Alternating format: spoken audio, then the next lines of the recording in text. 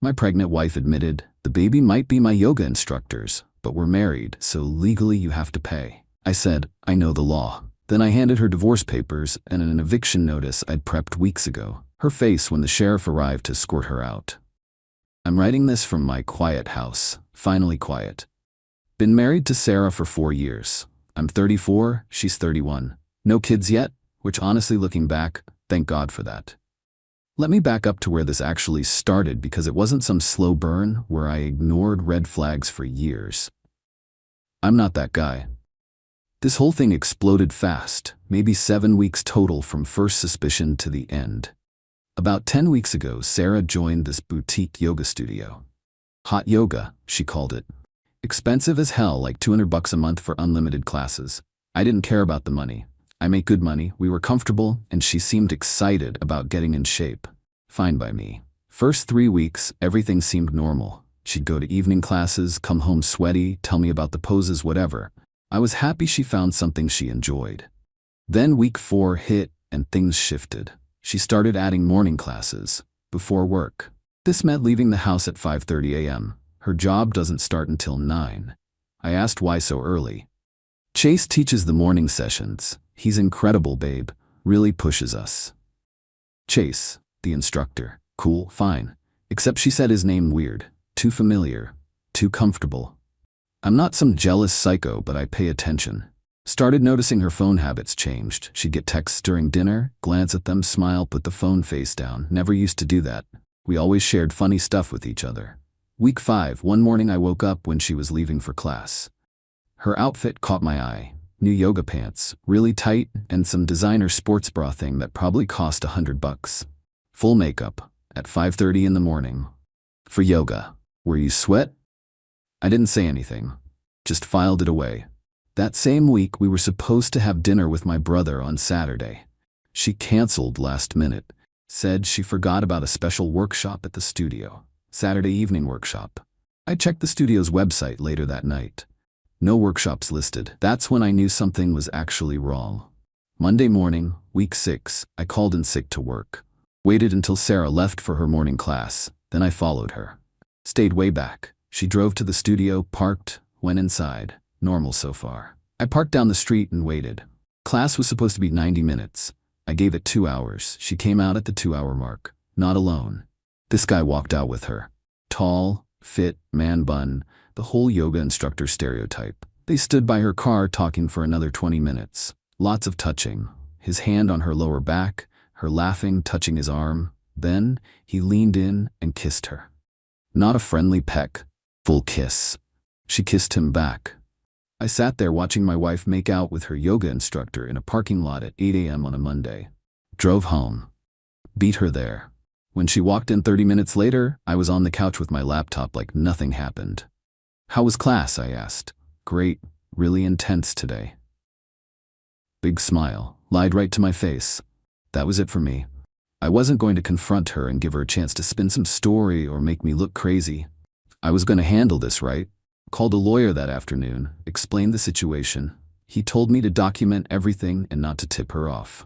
Gave me names of private investigators. I hired one that same day. For the next 3.5 weeks, the investigator followed Sarah. Morning classes that ran long, afternoon coffee meetings with Chase at a cafe near the studio. One Thursday, she told me she had a late work thing. She didn't. She went to his apartment and stayed for 4 hours. The investigator got photos of everything, timestamps, locations, the whole thing. He also did some background on Chase. Turns out this guy was 26, lived in a dumpy apartment, taught yoga, and did some personal training on the side. Real winner. My lawyer started preparing divorce papers. We're in a state where adultery can matter for asset division. The evidence would help make sure I didn't get screwed on spousal support or the house. Here's the thing about our house. I bought it 2 years before we got married. It was mine. When we got married, I didn't add her name to the deed. She never asked, never seemed to care. My name only on the mortgage, the deed, everything. My lawyer confirmed she had 0 ownership claim. During a marriage, though, she had a right to live there. After divorce, that right disappears. The plan was simple.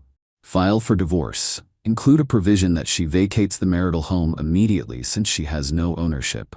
My lawyer said with the adultery evidence and premarital ownership, a judge would grant it. Almost 4 weeks of evidence gathering. 4 weeks of her lying to my face. 4 weeks of me pretending everything was fine while I built an airtight case. Then it happened.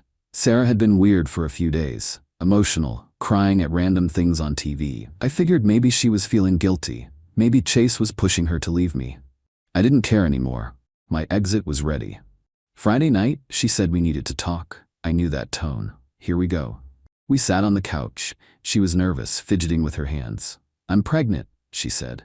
I just looked at her, didn't react. Inside, my brain was doing calculations. We hadn't slept together in over a month. Before that, maybe once in the previous month. She was always too tired, too sore from yoga. Yeah, yoga. Okay, I said. Calm. Even. She was watching me close, trying to read me. There's something else. She took a breath. The baby might not be yours. Might not be. I almost laughed. Might not be, I repeated. Flat. Chase and we've been. She was trying to find words that didn't make her sound like exactly what she was. You've been sleeping with your yoga instructor. I said it for her. She looked down, nodded. So the baby is probably his? I said. I don't know. It could be yours. The timing, it's hard to say for sure. The timing, like this was some scheduling mix-up. But here's the thing, she said, and her voice changed. It got a little harder. We're married, so legally, even if it is Chase's, you're presumed to be the father. You'd be responsible. I just stared at her. She kept going. I looked it up. In this state, the husband is automatically the legal father if the wife gives birth during the marriage. You'd be on the birth certificate. You'd owe child support even if we got divorced. She thought she had me cornered. Thought she could cheat, get pregnant with another man's baby, and I'd be stuck paying for it because of marriage laws. The audacity was almost impressive. So what are you saying? I asked, still calm. I'm saying we can work this out. We can raise the baby together. It doesn't matter who the biological father is. We're married. This is our baby legally. Our baby. This woman was unbelievable. And Chase? I asked. She waved her hand. That's over. It was just physical. It didn't mean anything. You're my husband. You're who I want to build a life with. It didn't mean anything. 4 hours in his apartment didn't mean anything. Weeks of lying didn't mean anything. You've really thought this through. I said. I have. I know I messed up, but we can move past this. For the baby. She was actually smiling a little, like she'd solved a problem. You're right about the law, I said. I do know how it works. She relaxed. Thought I was agreeing. I stood up, walked to my office, grabbed the manila folder I'd prepared, walked back, sat down, placed it on the coffee table between us. What's that? She asked. Divorce papers. Her face went blank. What? I've known about Chase for over a month now. I had you followed. I have photographs of you kissing him in the parking lot. Photos of you entering his apartment and not leaving for hours. Dates, times, locations, it's all documented. The color drained from her face. You're right about the marriage laws, I continued. If you give birth while we're married, I'd be presumed the father. That's why we're getting divorced immediately. These papers are already filed with the court. You're being served right now. I pushed the folder toward her. Her mouth opened. Nothing came out. The house is mine. Bought before marriage, deed in my name only. The divorce filing includes an order for you to vacate immediately. My lawyer says with the adultery evidence and my sole ownership, the judge will grant it. You'll need to be out within days of the court order. You can't, we're married. You can't just throw me out. I can once we're divorced, and we will be very soon. Check with a lawyer if you want. You have no ownership claim to this house. She started crying. This is insane. You're being cruel. I'm being practical. You cheated.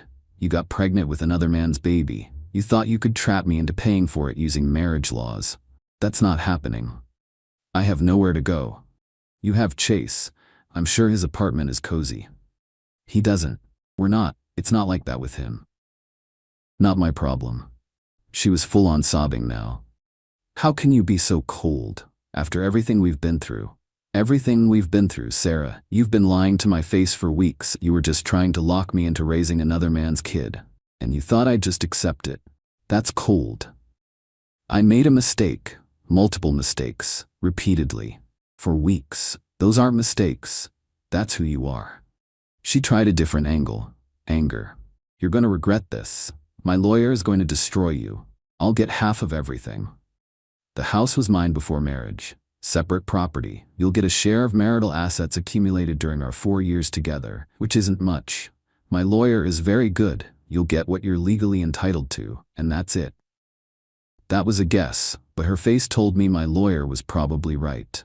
You've been planning this, she said, for weeks, while pretending everything was fine. Yes, while you were planning to baby trap me with your yoga instructor's kid, we were both planning. I was just better at it. She sat there crying, mascara running down her face. I felt nothing. Maybe I should have felt bad. I didn't. You need to call someone to stay with, I said. Tonight, I want you out of the master bedroom.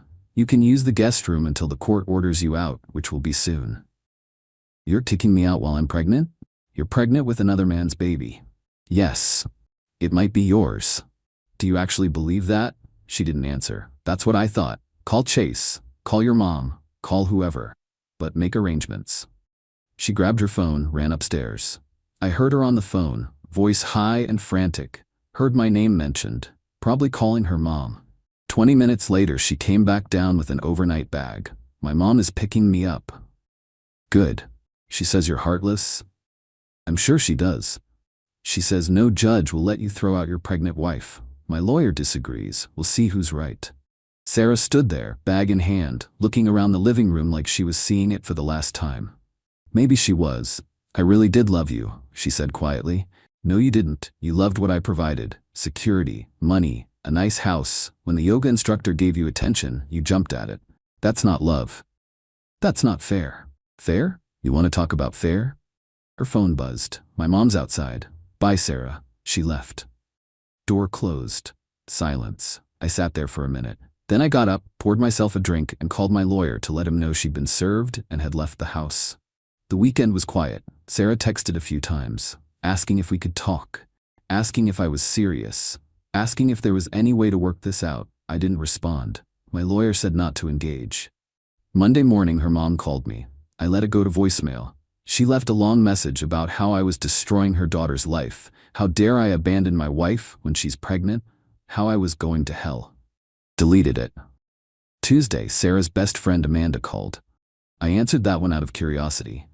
You're really going through with this? Amanda asked. No hello? Straight to it. Yes, she made a mistake. People make mistakes. Amanda, she's pregnant with another man's baby and tried to use marriage laws to force me to pay for it. That's not a mistake. She's scared and alone. She has Chase. She has her mom. She has you. She's not alone. Chase wants nothing to do with the baby. He told her to handle it. Of course he did. The 26-year-old yoga instructor didn't want to be a dad. Shocking. Still not my problem. I said, you're heartless. I'm protecting myself. If that makes me heartless, fine. She hung up on me. Wednesday, I got home from work and saw Sarah's car in the driveway. She was inside, in the guest room. I knocked on the door. We need to set ground rules, I said through the door. She opened it. Eyes red. Looked like she'd been crying for days. Ground rules?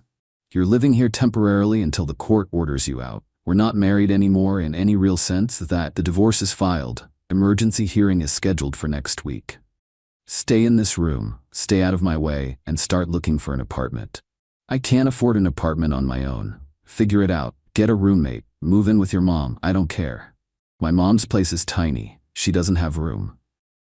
Amanda's place? She has a 1-bedroom. Sarah, you have options. You're choosing not to use them because they're uncomfortable. That's on you.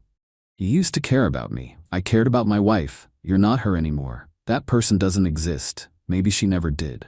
She started crying again. I closed the door and went to my room. Thursday was when things escalated. I got a call from an unknown number at work. Answered it. Is this Sarah's husband? Man's voice. Young. Who's asking? This is Chase, the yoga instructor. Bold of him. What do you want? Look, man, Sarah told me about the situation. The divorce, kicking her out, all that. Okay, that's pretty messed up. She's pregnant. With your baby. Silence on his end. That's not confirmed, he finally said, but it's possible. Likely even. Look, I didn't sign up for this. Sarah said she was handling birth control. This wasn't supposed to happen. So you're calling me why? She needs help. She can't afford a place on her own. You're her husband. You should step up. I actually laughed. Couldn't help it. You're calling to tell me I should step up and take care of your pregnant girlfriend? She's your wife. Soon-to-be ex-wife, who you were sleeping with. And now you want me to handle the consequences of your affair because you don't want to. I'm just saying, legally you're responsible. Let me be clear, Chase. I know the law better than you do. I've already filed for divorce. By the time that baby is born, we won't be married.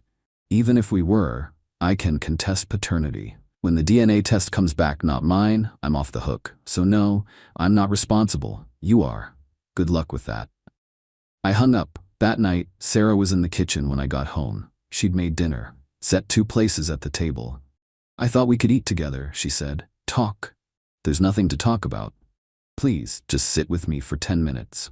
Against my better judgment, I sat, didn't touch the food. I know I messed up, she started. I know I hurt you, but we can still fix this. No, we can't. The baby is not mine. You don't know that. Sarah, be honest. With yourself, if not with me. Whose baby is it? She looked down at her plate. That's what I thought. Even if it's Chase's, we could still raise it together. Lots of families.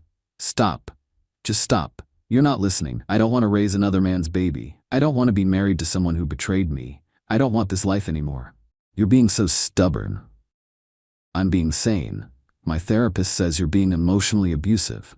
Your therapist can say whatever she wants. Doesn't change the facts. She started crying again.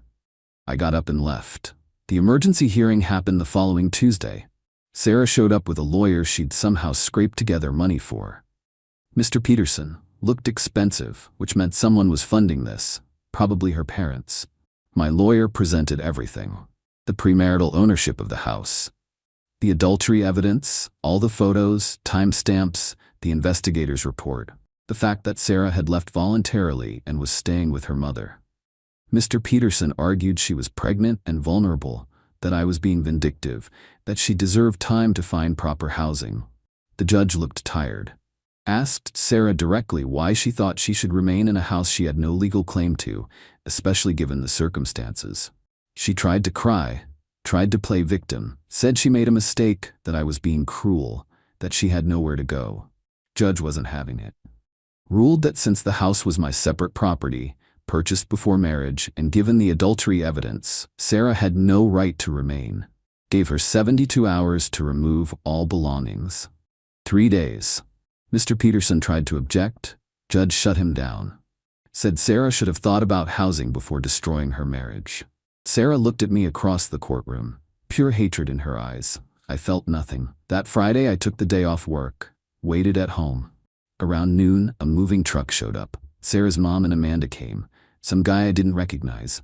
They loaded boxes for 3 hours. I stayed inside, watched from the window. Sarah came in one last time, walked through the rooms. I stood in the hallway, arms crossed.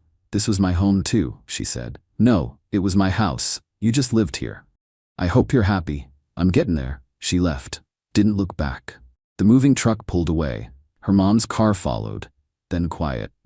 I walked through the house. It felt bigger, cleaner, like something toxic had been removed. Poured myself a drink, sat on my couch, in my house. That was completely mine again. The divorce was finalized 2 months later. Sarah tried to drag it out, but there wasn't much to fight over. House was mine, ruled separate property. Cars were in our separate names. Bank accounts split based on contribution, which heavily favored me since I made 3 times what she did. She got some furniture, some savings. That was it. No alimony. Marriage was short. She had income, and the adultery killed any sympathy. She tried to argue emotional distress. Judge didn't care. Said she caused her own distress by cheating. The baby was born about 6.5 months after she confessed. She was further along than she'd let on when she told me. Probably knew for a while before saying anything, trying to figure out her angle. After the baby was born, she had Chase served with paternity papers. Test came back 99.9% his. He tried to dodge child support, but the court nailed him. Turns out yoga instructors don't make much money. She wasn't getting much from him, maybe $400 a month. I heard through mutual friends that she'd moved in with her mom permanently, working full-time while her mom watched the baby. Chase sees the kid every other weekend, complains about it constantly on social media apparently. Never wanted to be a dad. She tried to reach out once, about 8 months after everything. Long email about how she'd changed, how she understood what she'd lost, how she wanted to apologize in person. I didn't respond. Deleted it without finishing. Some people think I was too harsh, that I should have given her a chance to explain, to make amends, that kicking her out while pregnant was cruel. Maybe it was harsh, but I'm not losing sleep over it. She made her choices. Chose to cheat, chose to lie, chose to try to trap me with another man's baby using legal loopholes. Those were all her decisions. I just chose not to be a victim of them. About a year later now, house is still mine. Got a promotion at work, dating someone new, taking it slow. She's nothing like Sarah. Actually respects boundaries. Doesn't have a yoga instructor boyfriend on the side. Life's pretty good. Sometimes at night I think about that moment when I put those papers on the table. The look on Sarah's face when she realized her plan had backfired. When she understood I'd been 10 steps ahead the whole time. That moment made everything worth it. She thought she could play me. Thought I'd just accept whatever she did because we were married, because of laws, because of obligation. She was wrong. I don't wish her harm. I don't think about her much at all anymore. But I don't regret a single move I made, not one. She wanted to play games with the law. I just played better.